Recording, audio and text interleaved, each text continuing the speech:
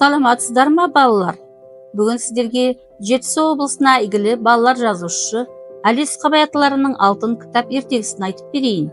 Баяғыда тіл, қалам, қағаз, кітап төртеуі бір үстел басында кездесіпті.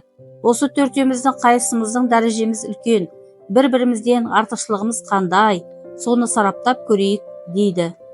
Тіл айтады, адамдардың бір-бірімен сөйлесуі мен ойларын жеткізе алатын менің күштісіңдер ме?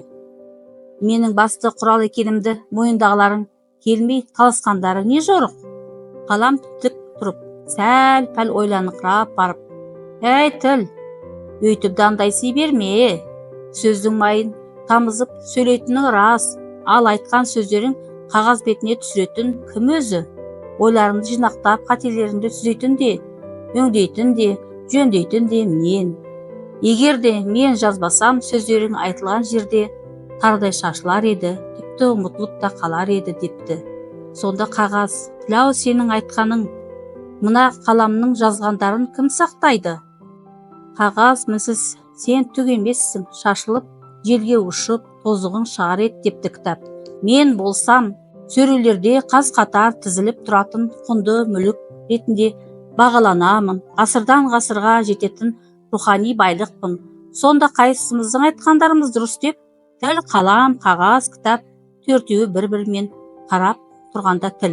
Ақыл есімді ата бар ғой, сол атаға барып жүгінейік депті. Ақыл атаға келеді. Ата, айтыңызшы, айтқанымыз дұрыс, соны ажыратып беріңіз деп өтінеді. Ой, шырақтарым-ай, келгендерің дұрыс болған екен.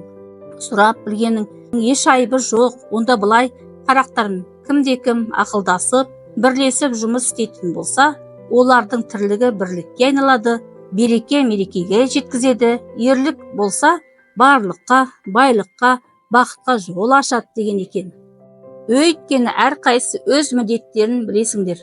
Тіл айтады, қалам жазады, қағаз сақтайды, кітап жинақтап оқырманға ұсынады. Көрдіңдер ме, сендердің жұмыстарын бір-бірімен сабақтас. Бұл жерде біріңді артық, біріңді кем санамай, әр істеріңді кеңесіп, ретімен атқарсаңдар, ынтымақтарың жарасып, жақсылыққа жол ашады деген екен. Ал балалар, осы ертегідегі тіл, қалам, қағаз, кітап төртеуі ақыл атаның зерделі сөзіне риза болып, шүркелесіп жұмыстарына кірісіп кеткен екен. Ал балалар, осымен ертегім аяқталды. Сау саламат болыңдар.